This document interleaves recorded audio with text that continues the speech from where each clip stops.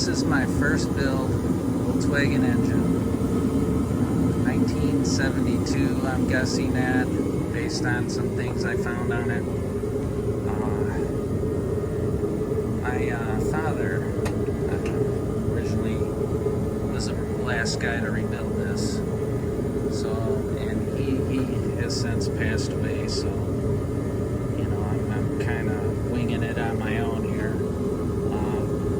Watched a ton of videos on how to do this, trying to gain as much information as I possibly can.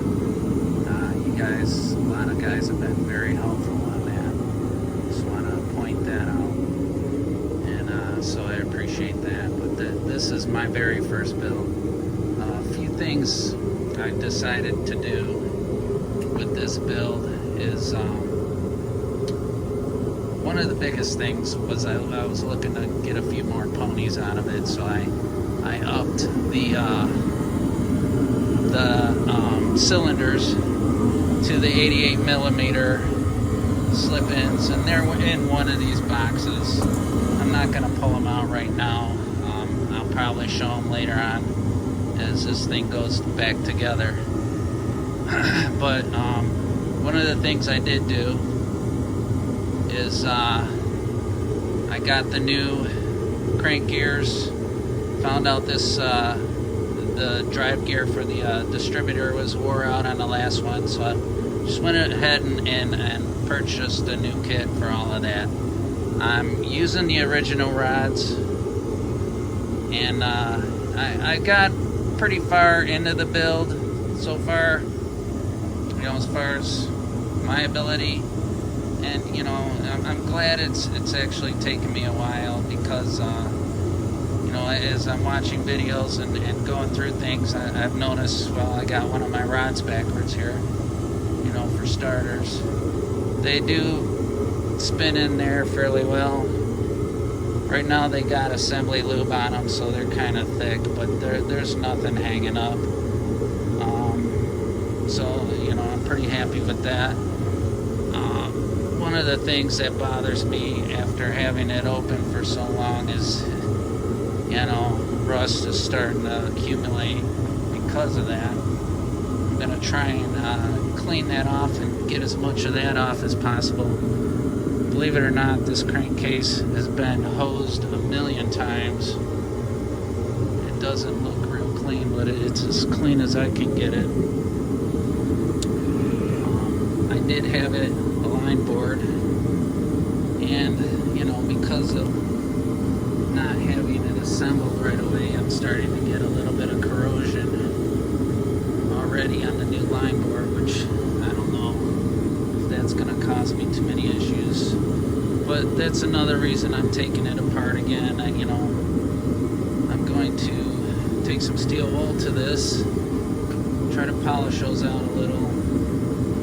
I want to clean along the ceiling surface here a little better. Noticing it's, you know, I could probably do a little better job with that. So that's pretty much where I'm at on it. I did get a new distributor, so this one's coming out and going away. I'm going to put a full flow system on it, so you can see I had the machine shop guy plug that hole for me, and through watching some of the videos I found out that I should probably plug the outflow hole on the oil pump as well, to help get a little more pressure on it. I guess it helps with overheating, from what I understand. I did have to purchase a new camshaft. The old one, and I don't know where it is right now, but a couple of these teeth were wore out. One was kind of chipped off on the corner, so I decided to just go ahead and replace it. And I had to end up buying a new oil pump as well, because the machine shop guy, and it was probably my mistake for not giving him the correct information, being fairly new at this, but I told him I had a flat cam. this one is dished. I told him mine was flat, so he probably appropriately gave me the oil pump for a flat cam. Well, in doing some of my dry assembly, I found out that the oil pump, didn't quite reach that little notch in there, which drives the oil pump. So I went ahead and ordered another oil pump. It's a 30 millimeter, I believe. So I'm hoping, that's plenty of flow for the system and will work well with the filter as well, the external filter. So another thing that I'm going to correct, redoing, when I already started, is I notice on this camshaft, the gears, they're kind of rough. They're almost sharp along the edges. So I'm going to take a file to that, clean that up, get rid of that. And I noticed as well, I thought about it as after I had it, dry assembled. But during the disassembly, I don't know if I can find any of it on here, but I did notice some metal shavings on here from the couple of rotations that I gave it, that I'm sure were coming off the camshaft. See, this right now is nice and smooth. Can rub my thumb along it quite easily. Nothing's snagging, nothing's grabbing. And this guy here, I don't know, man. It's literally, I could probably cut myself on there, if I pressed hard. So I'm just going to take care of that, during this, I guess, redo, But that's where I'm at on it. So when I get that all cleaned up, get on to the reassembly, or reassembly again, I'll come back and let you know how it's going. So I did start with the cam as far as trying to smooth those edges down. Feels better. It's still kind of sharp. I'm gonna assume that because it's brand new, then it should be sharp, but at least there's nothing like along the edge here. Kind of felt like, how on plastic parts when they mold them, get a little flashing along the edge. I mean, I'd hate to say that this was, like an extrusion molded product, but that's what it felt like. So I got rid of all that. All I did was I took this file right here. It's not incredibly rough, and I just kind of held it real flat along the edge. It just went all the way around like that. Flipped it over, held it on the edge of the table there, and did the other side. And then I ran it along the teeth like that, not real aggressively, just trying to, take off any like burrs, I guess you'd call them, or only way I could describe it is like a flashing, just little shavings of metal, kind of crazy. Wasn't really expecting that. I mean, if you look at this, how well smooth. I mean, this is even like rounded down, which it's not on this. I don't know if it's supposed to be or not. You're relatively new at this. Just kind of winging it, going off. Hopefully some common sense that I'm using here during this assembly process. But anyhow, that's where I'm at on that. So as far as the crankshaft goes, because I was relatively, pretty happy with the way it went together. The only thing I really did wrong was I got this rod here facing the wrong way. I was going to take it off. I'm actually going to take it off and flip it over the right way, and I'm going to retorque everything, and then I'm going to set pretty sure there's like there's a little notch latch there. I gotta figure out how that thing works, but it helps to lock the bolt in position, you know, so it doesn't come loose. These are the stock rods that came with it, that were on it. I opted to not swap those out. I'm hoping everything's real good.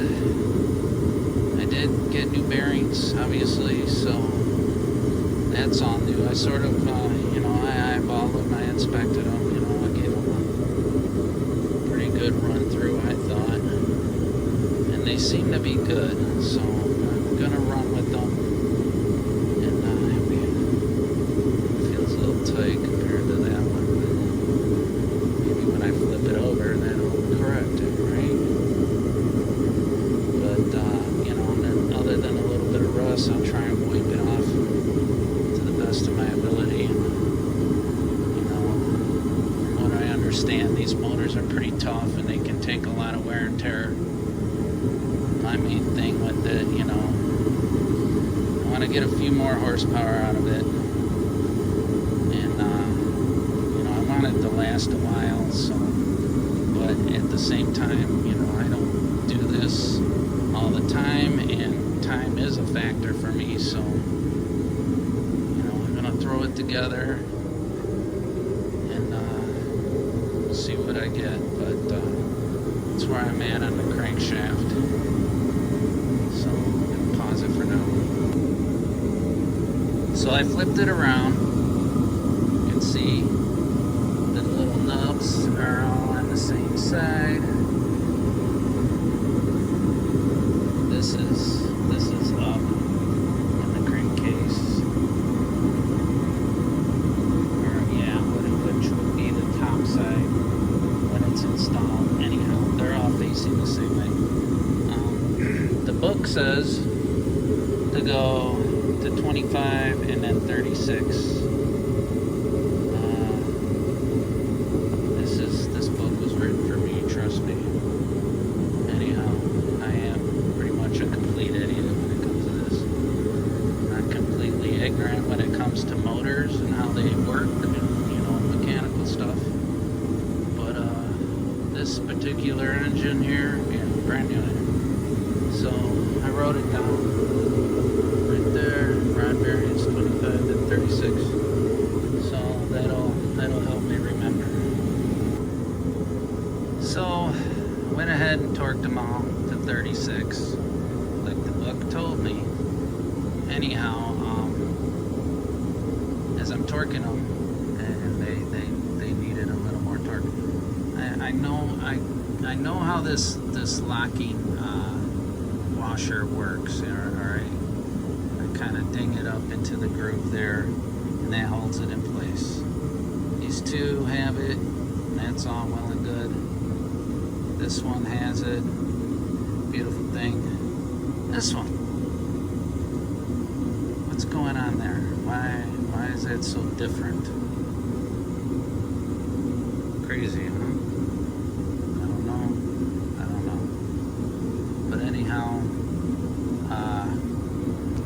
so, working with the common sense that I have, if there's any of that at all, I noticed the numbers are stamped on the side, and I kind of got flustered at one point and thought, like, how I hope I get these things back together right. And that's when I was looking at them and I noticed these numbers, and I figured that the numbers would probably go to the same side, right? And that helps you to keep them together as well. I know about things being matched and wearing together and that kind of thing. Even when I took this apart, I numbered the rods to keep them in the same position. I just numbered them 1, 2, 3, 4. In fact, I scratched it in there. I don't know if you can see that where I scratched it anymore, but I knew number 1 would start at the flywheel, and then 1, 2, 3, 4. I didn't number them in firing order. I just numbered them so I could remember it, you know. And I guess at some point I will, you know, after all the videos I've watched and have, yeah, see, there's number 4 right there. Anyhow, you know, I'll learn the firing order. I don't know it off the top of my head, but you know, that's why I got the book. That sucker right there. That'll help me out as I'm going through this. So, you know, that's way further down the line at this point anyway. So at this point, got them all torqued down properly. I'm gonna go ahead and lock that washer in there. Not so sure what I'm gonna do on this. I see a notch there, but I don't know. If I just kind of mess it up in there real good with a punch, it probably would lock it in place, right? And it even kind of has a different color. You know, I'm betting that's been replaced. Why they did 1 and not all 4? Because it's really what it's looking like at this point. But you know, it's my garage build, and you know, it seems to be all right. It's held up this so far this long. So anyhow, that's where I'm at on that. Oh, I wanted to show this as well. The book says that they should, once you stand them up, they should fall over slowly. And so that's what I'm getting pretty well. No catches, no hang-ups. Yeah, so I'm happy with that. I'm good with it. So this is where I got it to now. You can see it's a little bit shinier. I'd say a lot shinier. Not perfect, but definitely better. Yeah, this case has been through a lot. I haven't found any cracks in it or anything major, so that's why I'm running with it. I did have the machinist check it out. You know, I said, pretty sure it needs an align bore, but you know, if you can run through it, tell me if it needs anything, or if, you know, if I can even reuse it. You know, I would like to think that he wouldn't have even a line board if it wasn't usable. So at this point, I took the steel wool and kind of rubbed it around in there, went back and forth with it as well, you know, to try and get it as well as I could. It's really kind of hard to go back and forth with it, but you know, I tried to stay nice and even pressure all the way around it, and you know, just get it as clean as possible. You can see these look wiped out here. That's where the camshaft rides. I mean, it rides on the bearings, but you know, haven't seen any videos where they align board that as well, and so you know, it is what it is. I guess they just don't do it for whatever reason. So that's that. But and you know, looking at this, I can see it's either been clearanced or it threw a rod. Who knows? I would probably guess that it threw a rod. That would be my best guess. I don't know if you can see down in there. I wonder if I can get a light on to see over there. No, I don't. Yeah, you can see it's kind of rubbed out there as well. So yeah, who knows?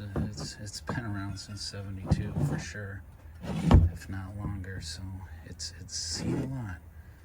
I was recently using it as a dune buggy engine or a sand rail. So it sucked sand on me and wiped out, you know, all the heads or all the jugs for sure, as well as everything internal. So you know, here I am. I'm gonna hose this out with some water, make sure I get all the debris from the steel wool out of there, and then continue on with this half. I still gotta pull the bearings out of it, pull the lifters, and the cam gear, and like I said, I'm getting I bought a new distributor, going with an electronic distributor.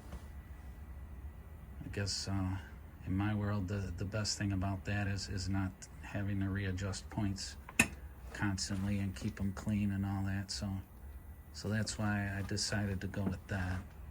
And beside this distributor, I knew I had to replace it.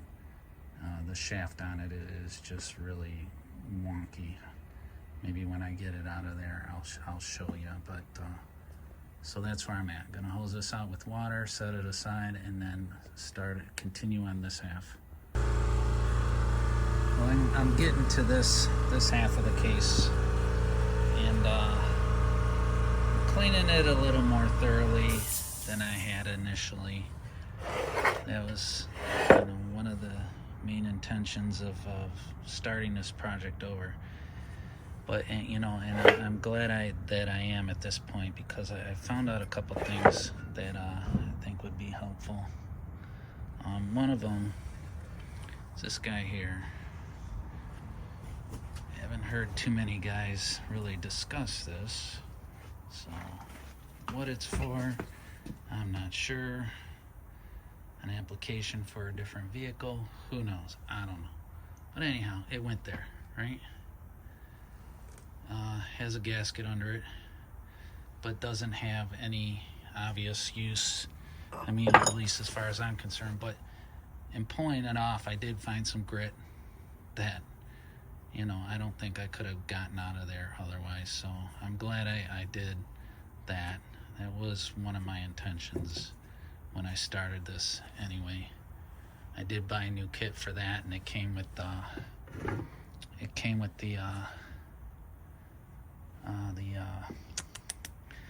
valves for the oil.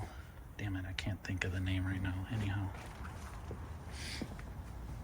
the plungers, the relief plungers, I guess they would be called. They have a spring on them and a little plunger. Anyhow, it came with that cover as well.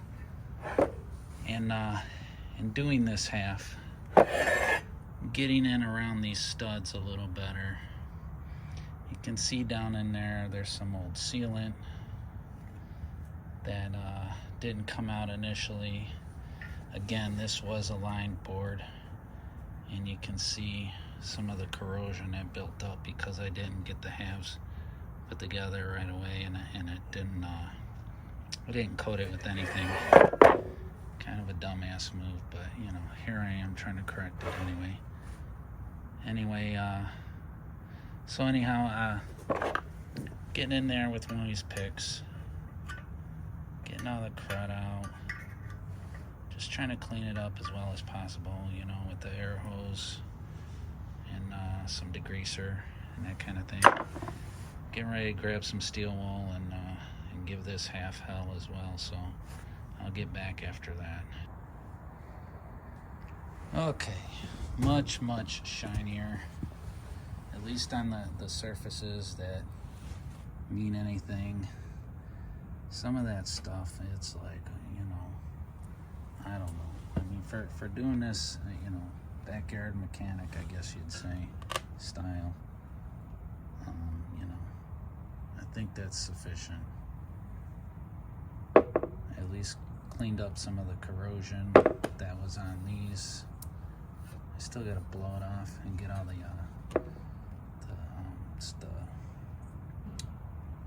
steel wool grit out of there. I pulled these pins out. I had, because I had a line board, they were brand new, so they came out, very easily. Piece of cake. Cleaned up around these studs as much as possible. So, I guess, cleanliness is everything when it comes to engines. No doubt about it. So that's what I'm shooting for here. So that's that. Gotta blow it off, hose it out, and then I'll be back.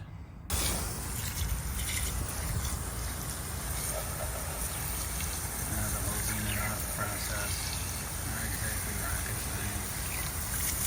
Anything here.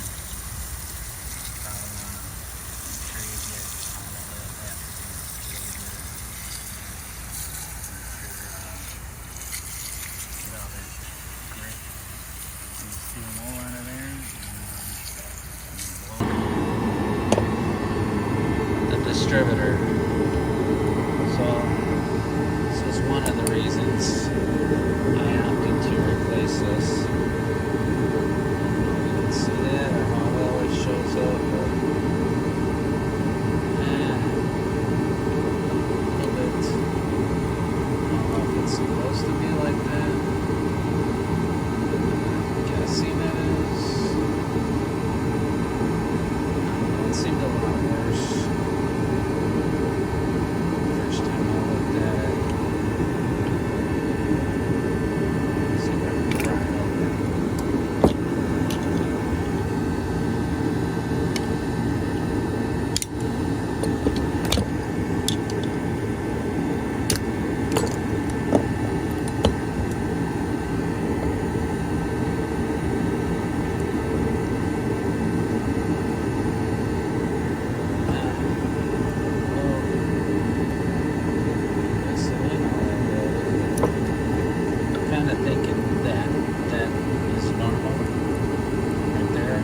Shaft in there isn't wiggling. It's this piece on the outside, so I may have misled myself, but you know, like I said, with the electronic ignition, we'll have to deal with points. Not that that's that much of a pain in the ass, but you know, if it can adjust by itself, which is, I guess, the whole reason behind an electronic ignition, because these, you know, they wear out, the gap gets smaller over time, and you have to readjust them. They build up with carbon that has to be scraped out of there. So, you know, I guess I'm not hurting myself by replacing this guy. But anyhow, get in here with an industrial strength blow dryer. Just dry out some of the water that didn't quite get blown out too well. And then I'll start dropping in parts. So moving forward, I got the pins in, crankshaft pins, bearing pins, whatever you want to call them. I want to point out that I did do the little porting process. That was very helpful from a couple of the videos I watched. So that little grinded out section will line up with that hole, and that helps for the oil flow to get around here and keep everything nice and lubed up. So that guy's going in right there. A bit on the tight side.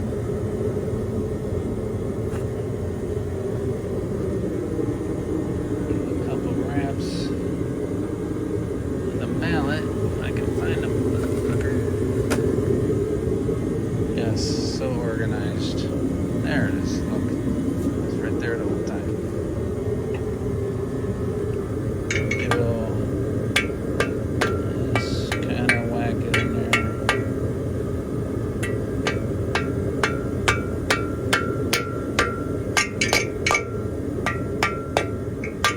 Snug, nice and tight. Right. Get some grit off there if there's any debris. It's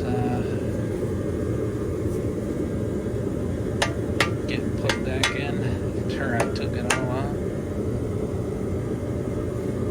So that's in there nice. I'm gonna drop the crankshaft in. Need 2 hands for that, so